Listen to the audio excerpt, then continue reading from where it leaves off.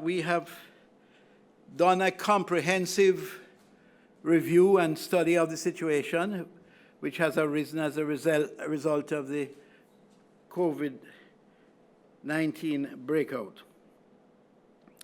The situation now is one where, through consultation with all stakeholders, including the JTA, we have met and we have reviewed the policies best able to guide us constructively as we go towards the opening of school, which will be in September. Our total recurrent budget is $115.039 billion, and the capital budget is $1.5 billion.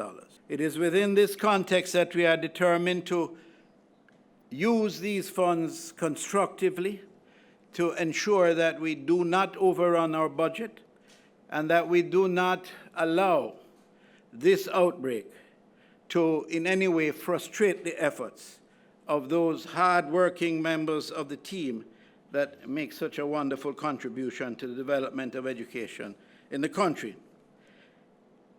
It is important to put things in context, Prime Minister. And in summary, the Ministry of Education is responsible for four primary categories of students. Students at the pre-primary level, the primary level, the secondary level, and the tertiary level. The total institutions that we have to work with, monitor, and support amounts to 2,941. And the total enrollment through all of these various areas within the ministry amounts to 557,000 children. We have a total cohort of teachers of 32.6 thousand. So you can see by any stretch that this is quite an extensive ministry that has a lot to do with many, many people, many professionals who give of themselves selflessly in pursuit of the education of our children, something so critical and vital to the development of Jamaica. Online and distance learning will continue until July the 3rd. Schools will not physically reopen until the next school year beginning on September the 7th, 2020. There will be a process of assessment and learning for the first 20 days after school reopens so that we can get a good feel for the level at which each child is, because they have been denied, many of them, an opportunity to experience the classroom environment. So we have to reintegrate them, in a sense, re-energize them, make them as enthusiastic about school as they were before this outbreak. The examinations that usually at this time of the year determines the placement of students from grade 6 into high school, grade 7, we will use, instead of the PEP in its classical sense, we will use aspects of it to determine how to place the children. We will use grade 4 numeracy and literacy exams done in 2018. Grade 5 performance task, which comprises maths, English, arts, social studies, and sciences, which was done in 2019. We will, in addition, use the results of the grade 6 ability test done in February 2020. And we will use these grades to determine the placement at the secondary level. We recognize that it is not a perfect world anymore. And we recognize that it is not as scientifically based as was the previous year. And we are expecting that it will return to normalcy next year. But this year, we cannot do anything that will compromise the progress for our children. So we are going to use this technique. The placements will be released on June 26, 2020. We are already advanced in the preparation of those placements. but we have to make sure that they are properly checked and cross-checked and assessed, and they will be released on June 26, 2020.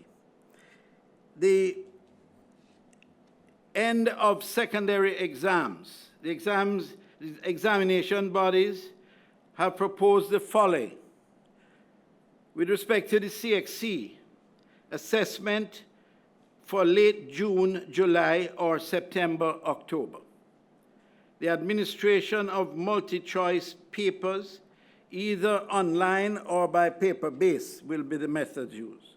A final decision will be made at the CARICOM heads of government, at which the Prime Minister will attend and will help to determine the final, virtually, and will finally make the decision, and you'll be guided by that decision. With respect to the City and Guilds examinations, the proposal is to use calculated results. This will include teacher assessor estimates, grades and judgments of the results. Students, approximately 30,000, will participate in this assessment.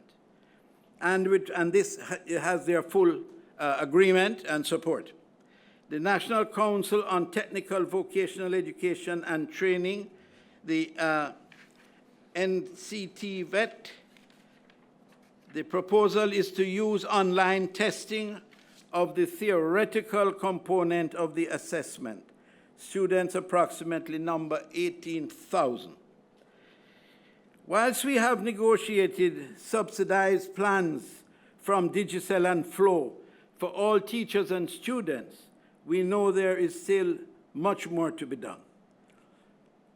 We cannot continue to have a situation where approximately 30% of our cohort live in areas where they have no internet facilities, and that poses a threat to them. And we have spoken to the teachers in those areas several times, and we are making every effort to ensure that we cover those areas thoroughly. There are currently 238 schools in remote areas without internet access. The aim is to have these 238 schools served by Ready TV that has come forward and put together a very constructive plan, which has now been put in place, and they're about the business of accessing those, allowing those communities within that area, 100 to start with. Installations are to begin on those first 100 this week. So at least by the end of this week, I'm expecting, or within, let us say, 2 weeks, we will have access in these 100 communities, which will be a tremendous relief to the teachers and the students alike in those areas. In addition, recognizing that we need to step it up in technology, e-learning will provide 40,000 tablets for children to assist them when the lectures are sent to them, downloaded, and they're able to work with these tablets. Gone are the days when we consider tablets luxuries. It is a tool as much the same way that years ago a pen was. 1,195 in student tablets are available, and 2,000 being cleared as we speak.